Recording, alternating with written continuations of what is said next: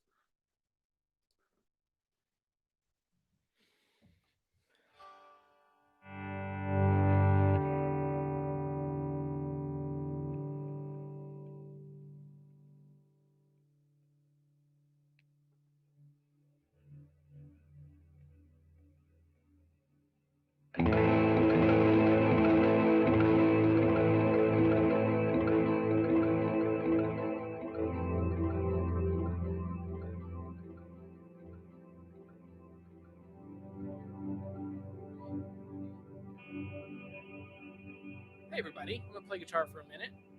We'll talk about this guitar. How freaking cool is this? Haven't seen this because I just got it literally like an hour ago.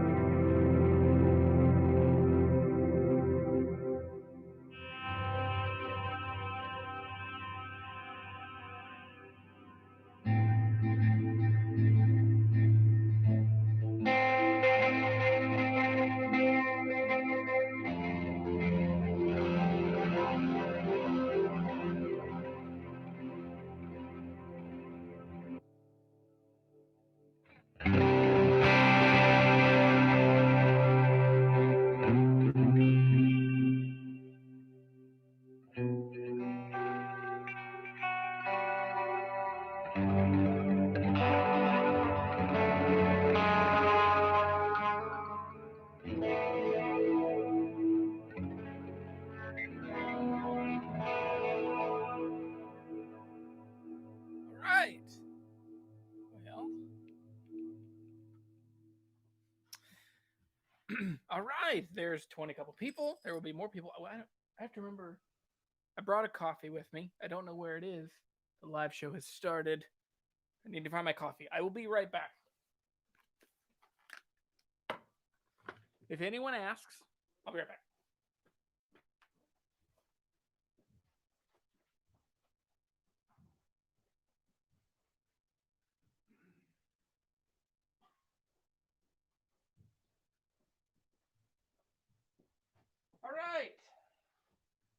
Happy 2021, everybody.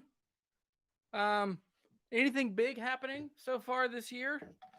Any news worth reporting on? It's been a weird, crazy, embarrassing in a lot of regards over the last couple days. But I'm glad we're here. You've made it to the first Guitar Hunter Live of 2021, which is super fun. So I'll give you a quick update. First, let's talk about this guitar. So this guitar is a Nash T52. It's blonde. It's relict. It has Fralin hot telly pickups in it. CTS pot, CTS harness. I literally just got this guitar. I traded for it. And if you know me, I don't usually trade. So I traded my... Let me get some stuff out of the way here. I traded the 2011, that Gibson J45 True Vintage. Traded that guy for this. Plus another guitar and some money. So this is a super cool blonde telly. Made by Nash. Where is Nash based? I don't remember.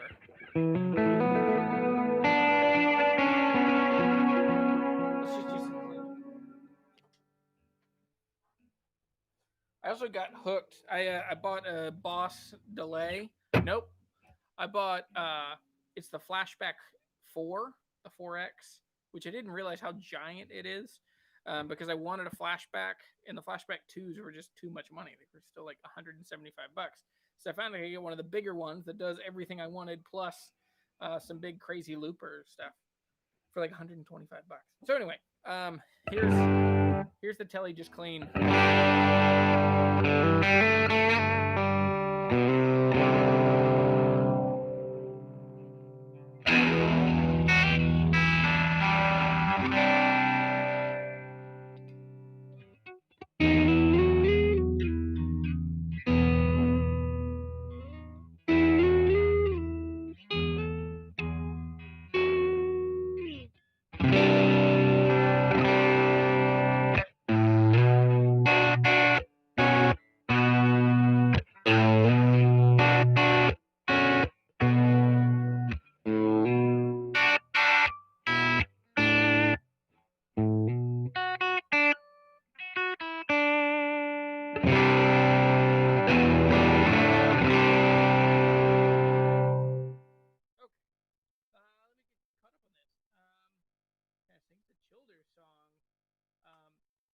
Okay, I'll do that here in a bit.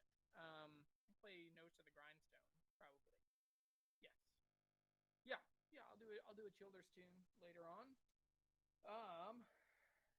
If you saw the D41 video, that guitar is back here too. I want to give you a quick update on what's going on in the guitar hunting world. So we're here, we're rolling. Hey everybody, I'm Jeremy. Hope you had a good Friday. That you had a good week. We talked a little bit. It's been a crazy, weird week. Some dark stuff has happened, but anyway, yeah, it's a weird spot to be in. I feel a bit frazzled, which I'm trying to fight feeling frazzled. I ran to the grocery store right after this to get coffee and to get a couple of things. And I just got back, and even though I like all of this stuff to make the live stream happen lives in my basement, it somehow it all still like it's spread out, and I don't know where things are. I don't know where cables are, and oh. My microphone has been off, huh?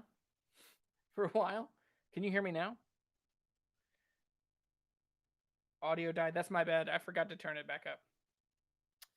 I'll start from the beginning because there was a minute that I missed there. Welcome to the first Guitar Hunter Live of 2021. This is an exciting, a lot of cool stuff has happened. Tons of stuff happened right at the very end of the year. One of the things was that Martin D41 showed up. Which if you haven't seen the video, it's a super cool guitar. It's a super cool story. So with that story, there's a couple points I want to make out. So let me grab it and I'll tell you.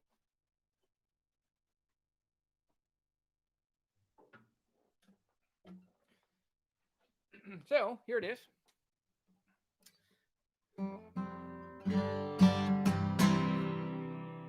So this is a 1970 Martin D41. And so this guitar, I can almost guarantee, like, I want to be very cautious to say, like, this is the one for sure, because I don't totally know, but all of the signs point to the fact that this is the same guitar that my friend Sam meant to leave to me in his will. And through just some crazy stuff, I just never signed the paperwork, and I lost touch with him. I moved away, and I thought about this guitar a couple times, more than a couple, but I never thought I'd find it again. Then a couple weeks ago, somebody reached out and said that they had a guitar they thought I'd be interested in, and they actually were local, which is super cool. It's a guy just down the road here. So anyway, okay. Nash is located in Washington, Turnwater, Washington. So okay. But so this guitar almost certainly belonged to my friend Sam, and it showed up, and I got to buy it last week. Can you hear me? Can everybody hear me? There's a short delay. I can see the preamp picking me up. Where is your voice? Jesse.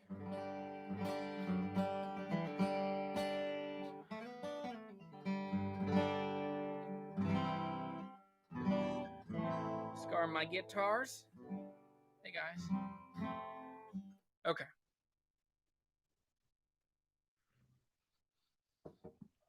Is it very low? Okay. I'll move it up. Is that better? I'll put my headphones on and see if I can hear it over here. Make sure everything.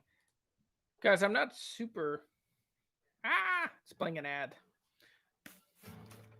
Okay, good. I turned the volume up. It should be a lot better. I have another tab here. Okay, we're good. I can hear it now. All right. As I was saying, when I forgot to turn the mic on, I feel a bit frazzled coming into this video today, and I need to just take. I have to fight feeling frazzled. So part of it is that I was just running around, had to run to the grocery store, yada yada yada, and then all this stuff that makes the live video happen. It all lives here in the basement. It doesn't get moved around. Well, it doesn't leave this room usually, but it somehow gets all kind of jumbled up. So anyway, there were updates, important things to know, and then I'll run through. I'll just show you a couple cool things that have showed up that haven't quite either made it onto my social media or onto videos yet. Updates first. So all of the coffee sold. If you want more coffee, you can go ahead and order one. We can ship more out starting next Tuesday. Will be the next roast date. But yeah, so I think we sold 45 bags, I think. But we sold a bunch, and it was great. It's delicious coffee. It is right here as well. So it's called Brazilian Roastwood, which is a silly pun of a series coffee. So it's great coffee made by Broad Porch Coffee here in the Shenandoah Valley. All you need to know is it's badass coffee made by good friends in the Shenandoah Valley. So it's on the website, jeremytheguitarhunter.com/shop. There's also t-shirts. New shirts are coming because I'm sold out of. There's some holes here and there, and then all the 2X's are gone. So I'm gonna order more. Do you want more colors other than? I've been doing the black, so I did camo first. Those are all officially gone. I sold the very last one yesterday. So all the camo are totally gone. The black is here to stay. I think the black, it sells really well and people really like it. And then above that, there's also the red shirts. If you think of another color, I really want to do kind of a fun, like Daphne blue or Sonic blue kind of color with either a white or a black print. Probably white. It just looks so cool. Like a really kind of white blue shirt with white, I think would look really cool. So anyway. All right. All right. So those are the announcements. Yeah, everything's kind of moving and grooving. Welcome to a new year. So I did make a video at the end. How did I do it? I've made so many videos. I've pounded out.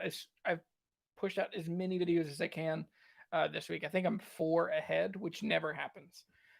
So it's just been grinding, making sure that I have really good videos coming out. D41 video came out today. But in the meantime, I've also been buying a bunch of cool stuff. Let me grab a couple things and I'll show you, and we'll talk about, because some of them kind of fall in line with questions that I got asked throughout the last little stretch. So here's the first one. This was in the video, but no one has heard it yet. So, is that backwards for y'all? Hold on. Focus. So this is an orange Rocker 15. This is kind of a Voxy circuit with a lot more gain. This amp overall so far has been incredibly cool. If you want a cool combo that has a ton of features and sounds very different than, like, because everyone has a Blues Junior or a Hot Rod Deluxe, a very Fendery sound. If you want a similar kind of combo that has more features than a Blues Junior, I think this is such a fun little amp. So yeah, so 10-inch speaker, 15 watts. What's cool is it not only has the half power or full power, so you can run it at 7 watts or 15 watts. There's also there's a switch in the back that attenuates output. Actually, it's a preamp. It does something in the preamp. So there's a switch for headroom and there's a switch for bedroom, which is kind of an interesting and funny little pun. But it basically gives you like way more clean. So you can get this to sound super jangly. It can sound very much like an AC-15. Lots of treble, lots of highs, good kind of breakup, very Queen-ish if you want it to. Also some kind of Beatlesy tones. But this amp, I mean, most oranges have like tons of gas in the tank as far as just tons of gain, and they can get super heavy. So that orange, this is not a crush. So the crush is all solid state. I think there may be some that have like a tube or a valve if you're from the UK. So yeah, the crushes are all solid state. This one is made in China, but this is a full tube amp. So it's 12AX7s and EL84s. I don't think I can see the tubes in there. ECC 88s, 12AX7s, EL84s, 2 EL84s. Bedroom or headroom. It also has an effects loop. So that's the thing that a Blues Junior doesn't have. And it has 2 channels, which the Blues Junior does not have. And right around the similar kind of money. I got this one. I paid full, like, used retail for this because it was a friend of mine who they were selling stuff. They need money. They're having medical stuff go on. So I paid full price at $450, and I still feel like I think this is probably worth $500, $550. But realistically, I think you could find similar kinds of amps in that, you know, 400 or so range. So it's a ton of amp. I actually ran it through my 112 cabinet over here. You can kind of see over there the 112 in the PV, because I was really curious. With the 10-inch speaker, it feels a little like thin or just doesn't have enough bass, but it's also an AC style amp. So with this one, I played it through a 12-inch speaker and it just sounds badass. So great value memes. Hey man, beers. It is Friday afternoon. Okay, what else has recently shown up? Let's talk about this, because I think some people may have missed this in the beginning. We'll do this real quick. I just a few minutes ago traded my Gibson True Vintage for this. So this is a Nash T52. This is one of their full relics. So nitro finish. This is basically, it's not a 52 style. It's probably closer to a 55. It's probably closer with Phillips head, blonde finish, black guard. They call it a 52, but a 52 would have flat heads. Anyway, very cool guitar. So I traded this guitar and another one. I'll show you the other one. Quick update on this. Fralin pickups, super bitey, very telly sounding, swamp ash body.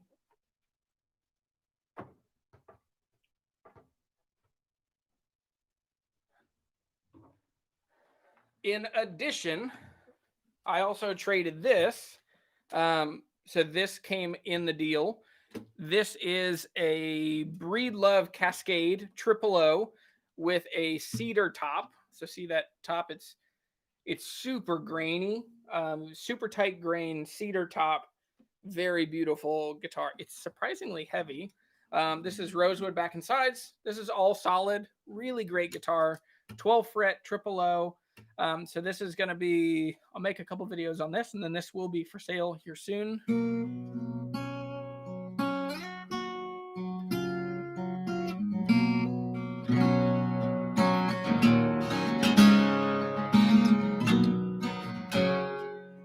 So a really good sounding guitar. And about 4,000 people have asked me to talk about Breedlove guitar. So this is a really good guitar to talk about, even though what's funny is Breedlove, in my mind, is like crazy zigzag bridges and super ridiculous headstocks, cool woods, where this is very contemporary, or sorry, they are typically very contemporary, and then this is a very traditional.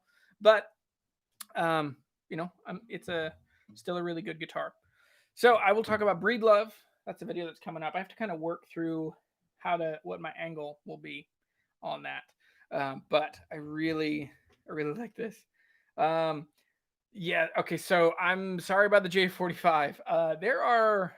I'm getting to a place where by the time something shows up, there are so many people that ask for them. So it went to my friend Gabe. Gabe is a longtime friend. I knew him when he was in middle school, and he was a drummer, and he would play in a bunch of punk bands around town. He actually was in a band with one of my old roommates, and he used to set up his drum kit like in a bedroom upstairs in a house I lived in college. But it went to Gabe. Gabe's a wonderful friend.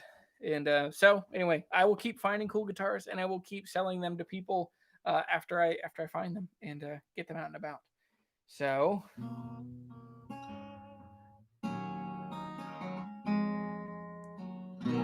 Jasper's asking about, hang on. What? I don't know any of that. You're selling Bitcoin now. Please stand by. I don't know what. Never got into Bitcoin. Had a lot of friends lose a lot of money on Bitcoin. But you did ask a question about sinker. Is there a big difference between sinker and non-sinkers? Ooh, that's a good question, because usually what the variables that get changed in a guitar, particularly, so if you're talking about like standard Gibson or standard Martins, versus like what George Gruen does, or like any of those special limited sinkers, almost always they're changing other things. They're also going to do hide glue. They're also going to do a red spruce top. So like most of those, the sinkers that have been that Gruen the last couple of years, they sound amazing. Like they are jaw dropping. So you can't lose with them, but at the same time, comparing them to a standard isn't quite fair, because red spruce versus Sitka spruce, hide glue versus modern, what would you call modern glues? But anyway, very different. Now, with that said, I think the D18 since 2012, I think the Martin D18 is one of the absolute best American-made guitars. If I could only recommend people own one high-end guitar, it would be that or a J45 standard. To me, I think spruce top, mahogany back, you can't really lose. And I think those two companies are doing them so well. So you don't like slot headstocks. That's okay. A couple things about this guitar. It's very strange because this guitar is super, heavy. This might be the heaviest acoustic guitar I've ever played. But it sounds good and loud.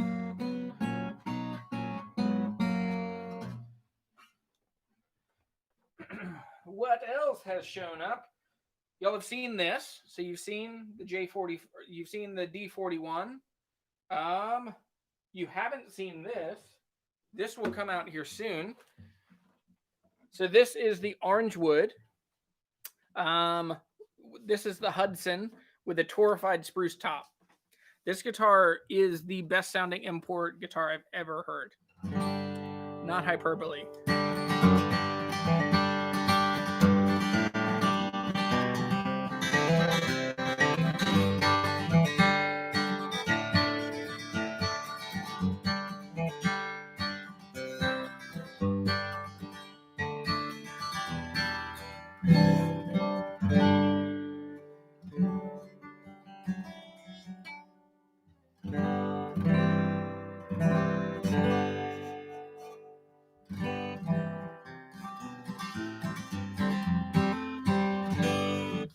So this is a torrefied spruce top. So next week I will put out a video that is just answering the question is, what is torrefaction?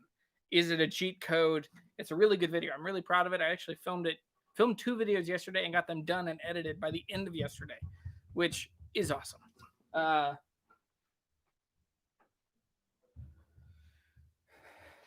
So far, I've been super impressed with. I've owned 2 orange woods now. One already sold. A subscriber in Germany wanted it, so he paid for it, and we got it shipped to him. It's not there yet. It's taking a long time, but it's going USPS. But okay, lots of questions. Let me check out. Noah Bergman says, "Have I tried the new line of Art and Lutherie series? They used to make not so great guitars, but since recently they've upgraded their line, and now they're making really great guitars." I've played a handful, 4 or 5 Art and Lutherie guitars over the last 5 years.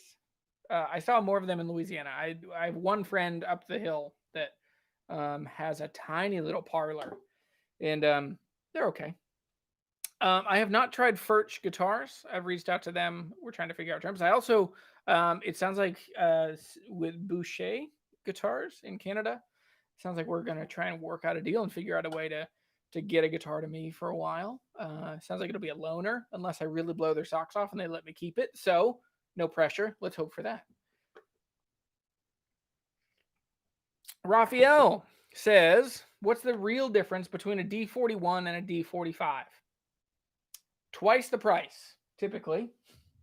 If you're looking at a new one, right? It's like, how much is it? 4,500 versus like 9,000, I think, it's usually about twice the price.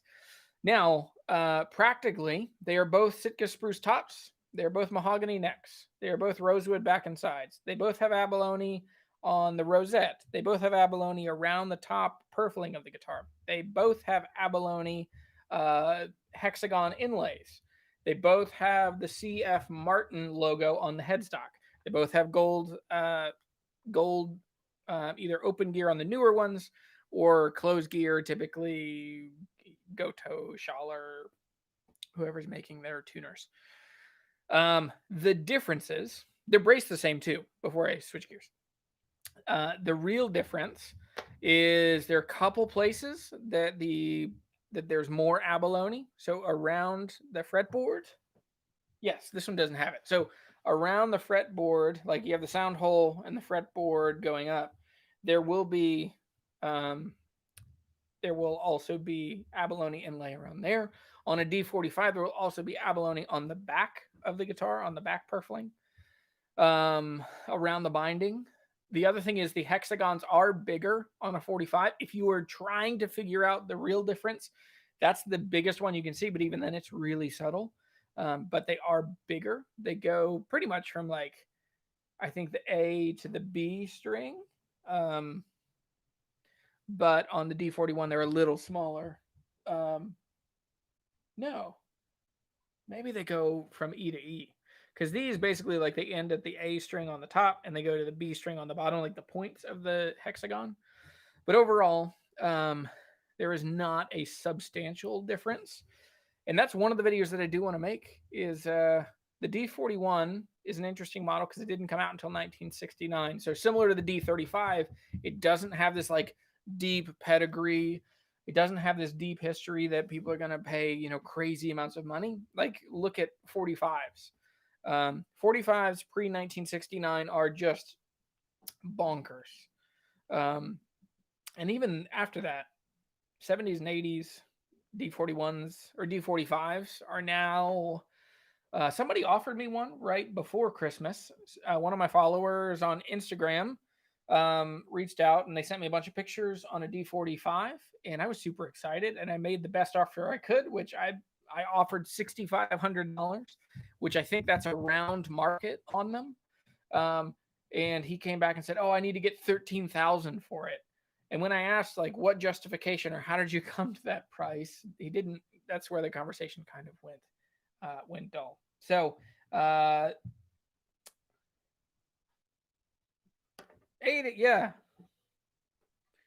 Yes, Alden. I think I already mailed your coffee.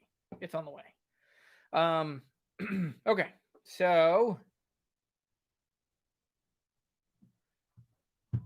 Martin Luthery, no, I answer that. One of the next questions, what do I know? Do you know what's so great about Collings guitars or other U.S. boutique builders? Why do they cost as much as a D18 or 28 or a Loudon? Collings guitars, Collings guitars are astounding. Bill Collings really was an amazing gift to the acoustic guitar world, and he just did it so right. Like the D1 and the D2H are, to me, it's almost like buffalo wings. Like it gets to a place where like the idea is so powerful and people know what it is, and there's so much nostalgia tied to it that like to quote Alton Brown, like if you want the best buffalo wings, you don't go to Buffalo. There's this component in which like I think some of the best Martin style guitars aren't made by Martin. Now, with that said, Martin still makes amazing guitars, but Collings, their materials are astounding. Their attention to detail, even on I have this Waterloo over here. So the Waterloo, even their like budget line, Collings makes Waterloo. Even their budget line has details that incredible builders still miss, like gentle curves on the back of the heel. Like, so it's not just a flat piece on the end cap of the neck. It has this gentle compound curve, like it curves one way and it curves the other way. There are just tiny little details. So it's just when you look at Collings are so much more expensive because their quality and their attention to detail are at 10 of 10. Where Martin gets close, but they can't have, because their production numbers are so high, it limits those two things. One, they can't have people spending 80 hours on one guitar just fitting a neck heel. I don't know if Collings does that, but you can't have so much time. The other component is there simply is not, if you're Martin and you're saying, hey, for the 2022 D28s, we're going to move to all 5A Sitka spruce.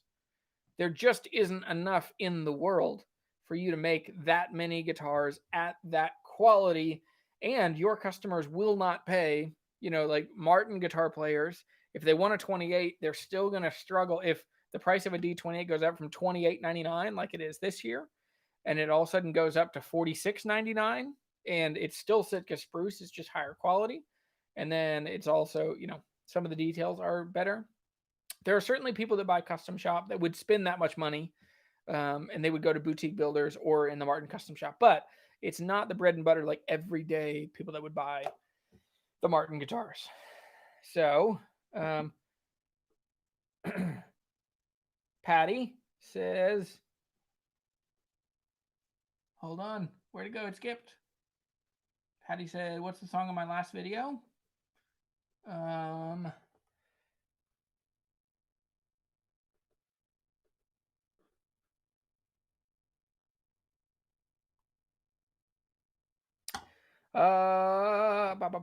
Sorry, I lost it. Coffee's on the way. What's the purpose of that? Oh, okay. So there are two questions about zero frets. Let's talk about those real quick. Zero fret is basically where the nut meets the end of the guitar. There is a fret right at the zero position, at the open position. It does a couple things. One, it makes your guitar, it's just easier to manufacture because, well, let me take a step back.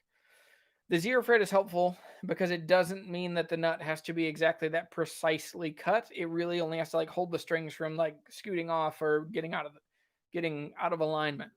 So it makes it to where the nut takes less finesse to fit and make it right. But yeah, so overall zero frets aren't that big of a deal. The Gibson J45 that I just had, I made a big deal about it because that guitar is called a true vintage. It's supposed to be dead on 1940 style. And that guitar, the zero fret is just Gibson never did a zero fret other than 2016, 2017.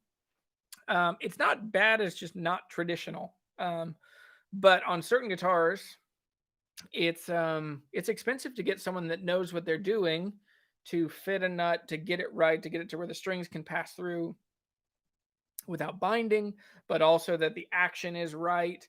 So if you touch at the 3rd fret, they're not too high so that when you play an F or an F sharp, you're not pulling so hard and pulling the guitar out of tune.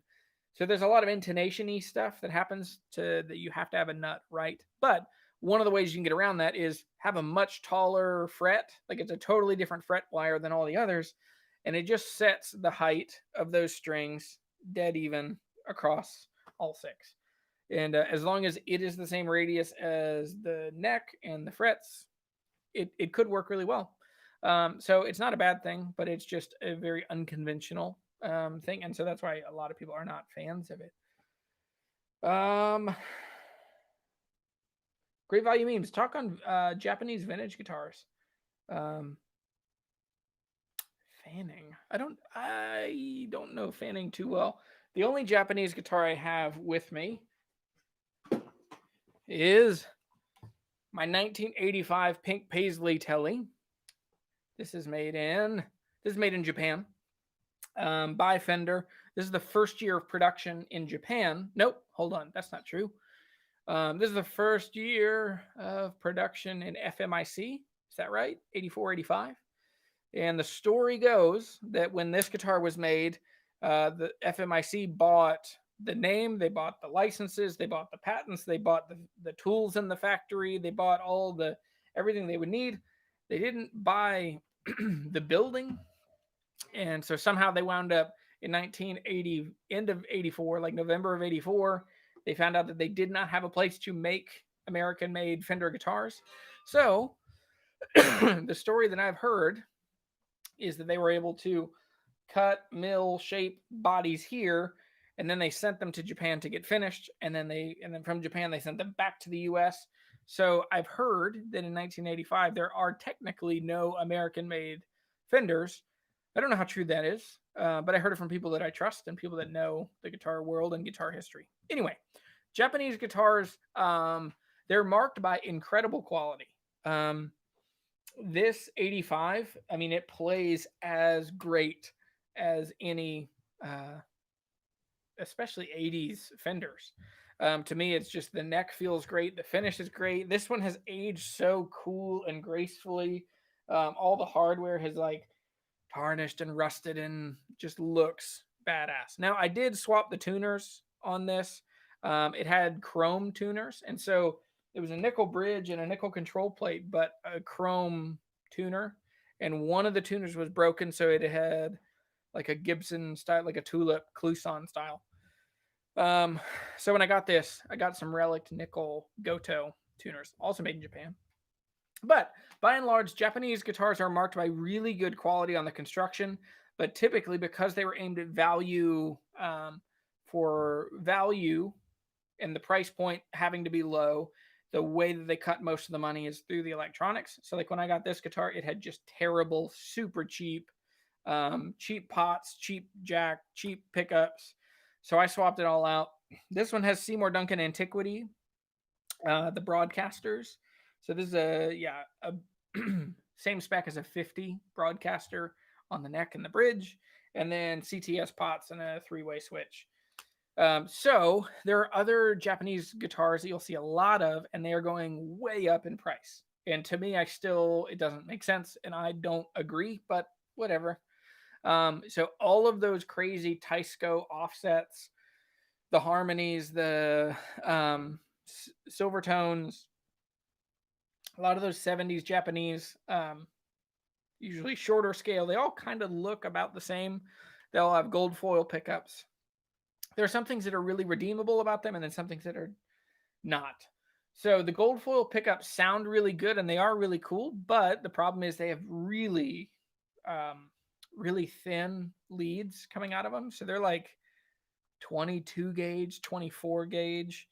So by the time, if they ever wiggle, if they ever move, they tend to break and get cramps in them. Mike Adams is a much better resource on those. I know enough about them, but he knows a lot about them. Yes, so back in the 70s and 80s, Japan really did make really great guitars. There are other stories in the acoustic guitar world.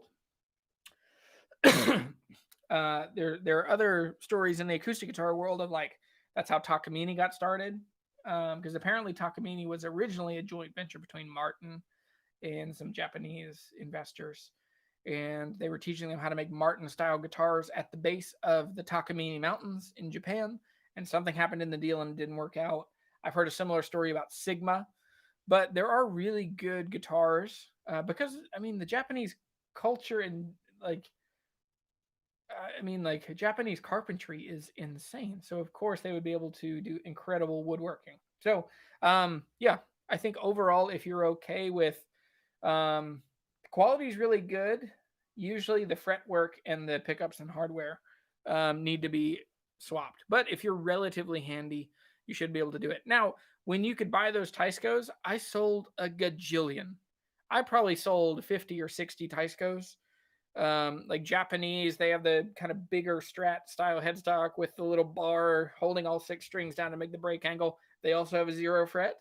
And then the 2 gold foil or 3 gold foil, all the switches and dip switches and toggles. I sold 50 or 60 of those for $75 or $100, and this is like 2005 to 2012. There are a ton of them out there.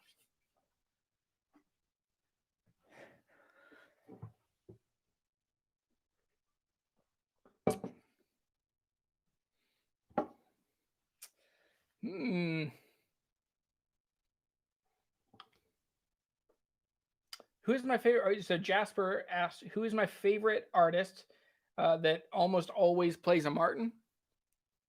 Jason Isbell, Neil Young, John Prine. Those are also just kind of some of my favorite musicians. That's one of the questions that I got on the Q&A. I'm going to get these headphones out of here because they're distracting. And it doesn't look great. I want it to look good for you guys. I probably shouldn't also just have a razor sitting out. It's been several years since the last time I cut myself with a razor thinking, I need to go to the hospital. A couple of years ago, I was opening a cardboard box. This is when we first had moved back to the Valley. I had an office downtown. I was cutting a box to ship a guitar. Somehow I was doing this towards myself, which is stupid. I had just a razor blade in my hand and I cut it and I felt just like, I don't know how to describe it other than like my hand just felt looser, like the palm of my hand. And I cut that line like right in the middle of your palm. I cut that so deep, it was just white. Didn't bleed. It was just white. And I was about to jump on a conference call. I couldn't take care of it just then. And so I did what any person in their right mind would do. I squirted super glue in it and I taped it up with, I didn't even have duct tape. I taped it up with a paper towel and packaging tape. And it just was squeezed together for a couple hours and it never opened up again. And there's no scar. Yeah, because it was like perfectly in line. But that was the last one where I was like, this is bad. I also stopped carrying a pocket knife because I found that the more I carry a pocket knife, the more I cut myself with it, and I just got so tired of like cuts and pokes and they're also, I carry it on the right side because I kept my wallet on my left side, so it just got to where it was just always in the way, and if I play guitar, I'd have to take it out, and then people are worried that I have a knife, and anyway, I don't carry a pocket knife anymore, and I probably shouldn't have razor blades sitting around. Let me poke through. Tell me about Furch. Why do people think I love them so much? I definitely do love high-end acoustic guitars. That's one of my favorites. But I'm also really interested. I'm super excited to try and really get my head around this Nash. I just haven't played enough of them. And I want to talk about boutique electric guitars because I think boutique electric guitar builders took a long time to get to the game. And now there are a bunch that are really good. Like you look at Novo, like I have never met anyone that has played a Novo and doesn't think it's the best guitar they've ever played. I don't even know anyone that's like, oh, they're overhyped, which I'm sure someone that's their angle, but I still haven't even met that person. I've just met people that love them and think they're great. All right, we got 15 minutes. Let me jump into Terada make Gretsch now? Maybe. I don't know. Guitarist Marco, oh man. He said, not a question, just come hang out at the Guild Factory. I'm coming, buddy. As soon as the world opens up. My wife and I, we've talked about getting an RV. And I think a lot of people are probably going to do something like this, but I can't wait to come and hang out. I want to get to where I can do meetups, hangouts. I want to learn about the nuance of how to buy guitars around the country, because I'm finding I know how to buy guitars in the rural South and in the urban South. Like I've got those two places locked in. Like I know what motivates people and how to close the deal and how to get cool guitars. I also know what guitars will come up in the South. And there are two very different aspects. Like I said, the rural South, like I know the good old boy meets you at a 7-Eleven in the middle of nowhere, no cell phone service. I know how to handle those deals. And there's also being in the urban South, how to buy a guitar in Nashville or Atlanta or Charlotte or Birmingham, these big cities in which, people aren't dummies. They know what they have. It's a different set of motivators. But with that said, I've been trying to buy a guitar. There's a guy who found me on YouTube, and now he's been messaging me on Instagram. He's in New York City, and I think he thinks I'm a country bumpkin, and he thinks that I think he is. Follow that sentence. I think that he thinks that I take him as like a fast talking, loudmouth New Yorker, which he kind of is. But he has a guitar that I really want to buy. And I've been very like he has been very standoffish, but he doesn't know what he has. That's the thing. He's an antique dealer. He kind of knows what he has. He thinks that it's worth way more than it is. And he's not used to, and the thing that he's not used to is someone like me telling him, being honest with him. Like he's not used to that. That weirds him out. He's also not used to people like explaining or like being generous with, like as he's asking about this guitar. I'm like, well, it's not a 62 because in 63 they changed to this. Yours is a 67 because of this tuner. He's not used to someone that is willing to give away information and to talk about what it could be worth. Anyway, so I'm super excited. I definitely want to come hang out.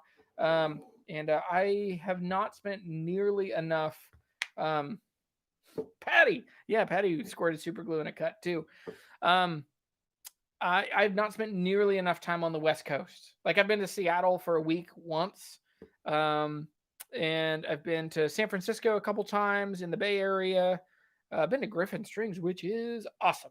But I've never been to Los Angeles. So I'd really like to spend a lot more time on the West Coast. We want to spend time around the country. I want to learn how to buy and sell guitars all over the country. And I want to meet you guys and gals. Because there's just so many really cool people that I get to talk to a lot. So anyway. Do you want to answer why I would like Furch guitars?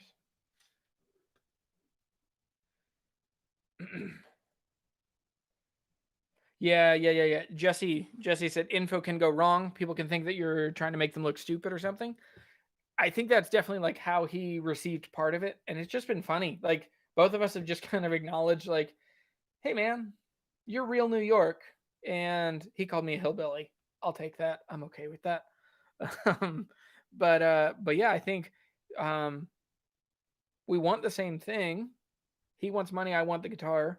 It's just a question of how much money and is the guitar worth it. But we're just trying to figure it out. And there is some like kind of fun, like regional and cultural differences. So I'm excited to really learn those. Some of my favorite classes in college were cultural anthropology. Okay. Michael Fig on Instagram asked, what are my thoughts on the Vox AC15? I really like Vox amps. I wish I played more of them. I don't like overtly bright amps. And so I've avoided even amps that talk about like the treble boost circuit or like I'm psyched out by amps that are overly chimey or high end. But Bo Ailman, my friend Bo that works at Carter Vintage, he set me up with that 55 Les Paul Gold Top, that into a hand wired AC15. And it sounded amazing. Had tons of low end. Sounded so wonderful and warm and chimey. So yeah, AC15s are super cool. I there's a huge difference in value, quality, and price between the original. So like if you look way back, UK ones, and then you look at, wasn't there a stretch that they were also made by Marshall in the early 90s? And then you have, since the early 2000s, they started being made in China. And to me, it's just, from service people I know, the Chinese made ones are tricky to fix. Ballast 3 on Instagram says, what's the best music city in the US? Depends on what kind of music. Man, I love New Orleans. We lived in New Orleans for a long time. And just something amazing. Like going to, on Frenchman Street, going to, what's that place called? Something Harbor, Snug Harbor.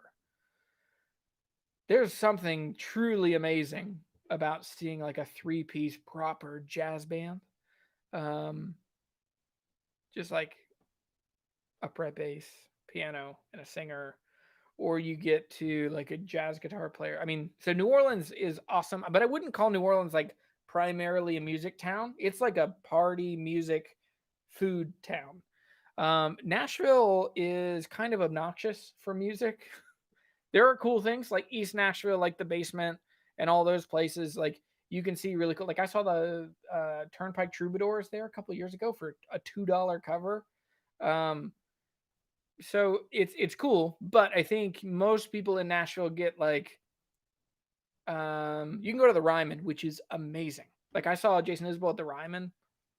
I could die there. I'm happy because it was just so good. But yeah, I think Nashville is cool, but that main drag walking down Broadway in Nashville is cool because every musician in every bar is better than anyone you've ever known in your life. But at the same time, it's kind of disorienting. It's kind of like walking through a casino. Like it's just always noise and always sound, and none of it is really connected to each other. I think Austin. I mean, like Austin seems to be the king apparent for me. Austin City Limits. DC is also a really good music city, especially if you like hardcore, if you like loud and loud music. Like the 930 Club is really great. I don't think anybody's doing much live music these days, but since we've had kids, so the last 6-7 years, haven't been around a ton of live music. Mojo 67 just got a bourgeois DS2 custom Addy top Cuban mahogany back and sides, slope shoulder. Sheesh, that's an amazing guitar. Holy cow, that is a really, really good guitar, especially the slope shoulder. Rhett has an amazing the bear claw. That's the other thing with bourgeois, is they use so much really beautiful bear claw wood in their tops. Austin was and will be a great scenic. Yeah, Austin's a good place. Houston, bad music city. San Francisco, don't know. Seattle, what other cities are out there? Yeah. So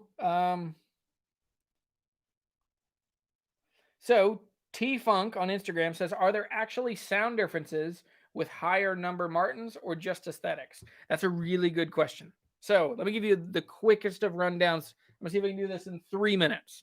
So in 3 minutes, starting from Martin D18, this is what they call the standard series. D18 is mahogany back and side, spruce top. Most recently, it's forward shifted X bracing. It's 1 3/4 nut. That is the best guitar, in my opinion, that they make for the money. It might be the best guitar they make, period. I love mahogany back and sides. The next giant switch is to the 28. The 28 is similar, except it has binding on the top, white binding versus black binding or tortoise.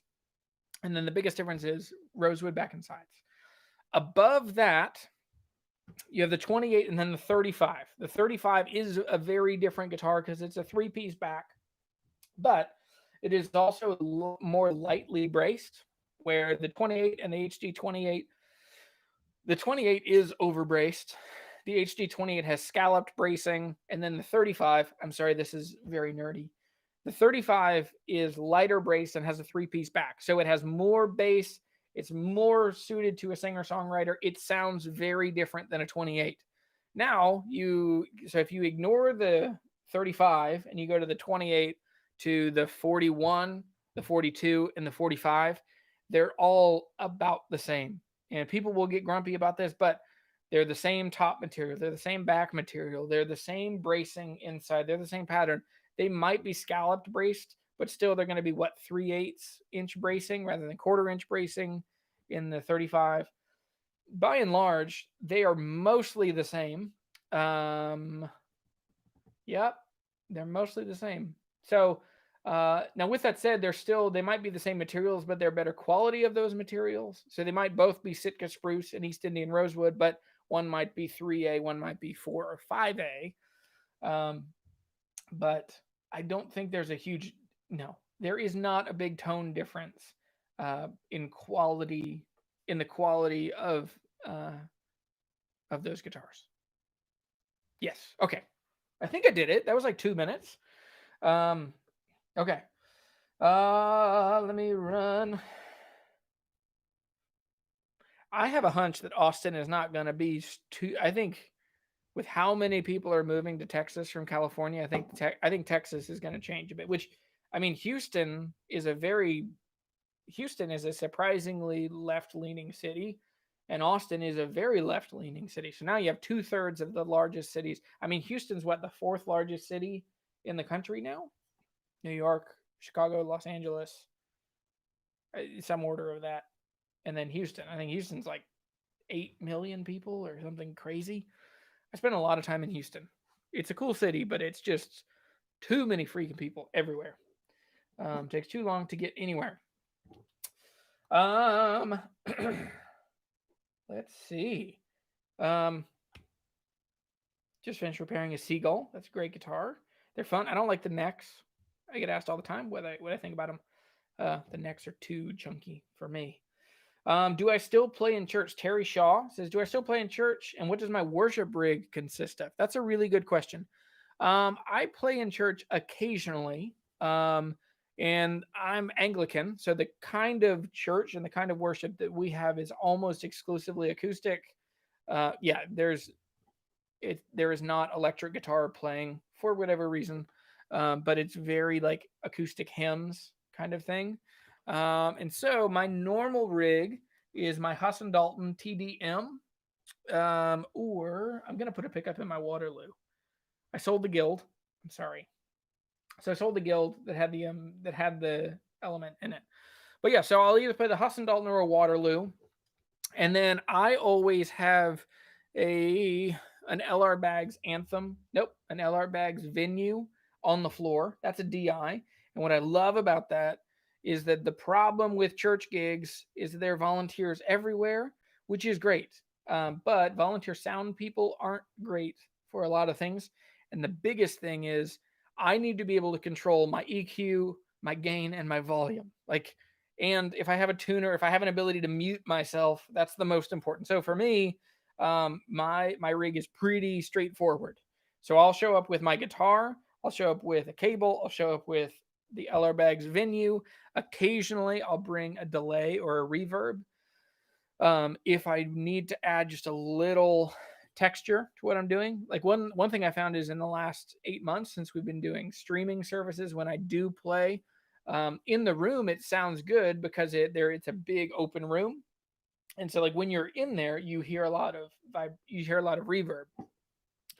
But when I'm just running DI straight into the soundboard, going straight into YouTube, it is very tight and not great sounding. So anyway, that's my basic setup. My goal for this year is to get my pedal board really set up and really dialed in. I'm having to let go of my scrappiness. I've always been scrappy. I've always been DIY. I grew up in the punk rock scene, and I've just had this like young, grinded out entrepreneurial spirit.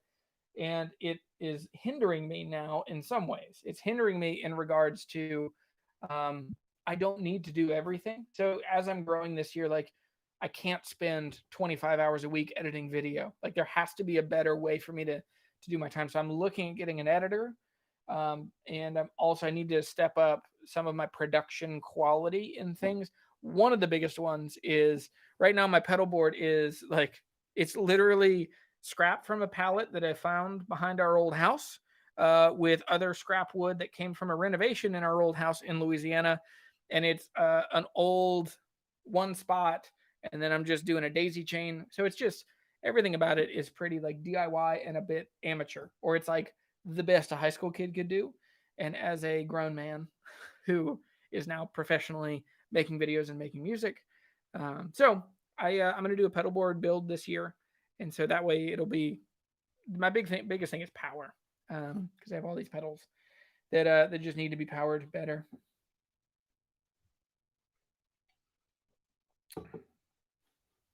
All right.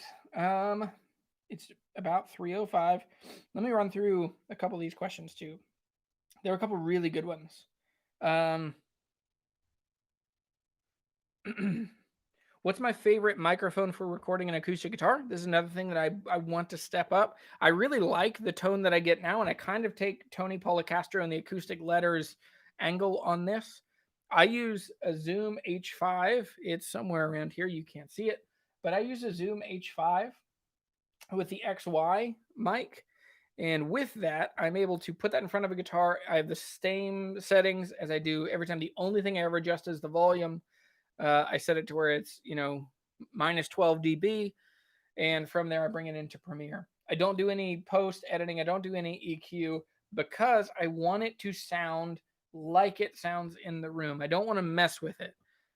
Because one of the things that gets me, and I want to make a video about this, is that a guitar demo that uses a microphone that's more expensive than your car, going through a DAW and a computer setup and a studio setup that's more expensive than your garage renovation, and then being put out and being produced, like, it's not how that thing sounds. And there are certain channels that are like, here's how this guitar sounds in like an amazing studio with amazing microphones and just hundreds of thousands of dollars of gear. And then you get that guitar and you're like, what the hell? It doesn't sound anything like that. So my philosophy is pretty simple. So with that said, I use the Zoom H5. I also like this. This is the Warm Audio 47 Junior. And I barely use this thing to its main abilities. But what I want to do is to get a good set. I want to do a similar XY dual microphone setup for acoustic guitars. I need to get more mic stands. There's a bunch of stuff, but I'm working on that. Reed got my M20, and very excited about that. And so anyway, as always, there are more questions than I can answer. But I'm going to do this every Friday. So this is Guitar Hunter Live. It's questions. It's what's going on. It's life. It's update. It's interacting with people. Please go to jeremytheguitarhunter.com if you want to support what I'm doing here. You can do a couple things. The easiest way is to become a patron at like the $3 a month. That is the most, that's just the baseline take care of stuff. Because what I want to do is as I do gear reviews, I don't ever want to be beholden to a brand or a manufacturer. I don't want to ever feel like I can't give an honest opinion of a guitar or a piece of gear, because that's the only way that I'm making money in my channel. So 2021, and this happened kind of halfway through this year, YouTube videos and selling guitars is now how I'm taking care of my family. So my wife and I have little kids, and we have a mortgage, and this is my basement. So that's how we take care of stuff. So if you want to support me, one of the best ways you can do it is through Patreon. So patreon.com/theguitarhunter. The other one is you can go to the website, jeremytheguitarhunter.com/shop, and you can buy a t-shirt. You can buy coffee. Again, we'll do more coffee. We can do it on Tuesday, and it can be roasted. It'll be roasted on Monday afternoon, and Tuesday morning we can ship coffee to you. So if you want that, go ahead and go in now. I think there's like 15. I'll set it for like 15 to 20 that we can do. And so when they're gone, and it'll be until the next time Phil and I get to roast some coffee. The buyer's guide. Lots of people bought the buyer's guide. It's a really helpful resource. So anyway, I don't take it lightly that y'all watch these videos. Thanks for hanging out. I hope you have a great weekend. I hope you're healthy and you're safe. And I know I'm getting to a place now where coronavirus, for the first time, there are people that are really close to me that are getting it. Lots of people that I know are testing positive. So be really careful. Be really safe. Take care of yourself. go for a walk, and eat healthy, eat clean. So I don't take it lightly that we're in this together. So I'm glad that y'all made it, and I'm gonna play some guitar, and we'll do like maybe 2 minutes of me playing before we head out. That'll give you your last chance for questions, comments, slanderous remarks.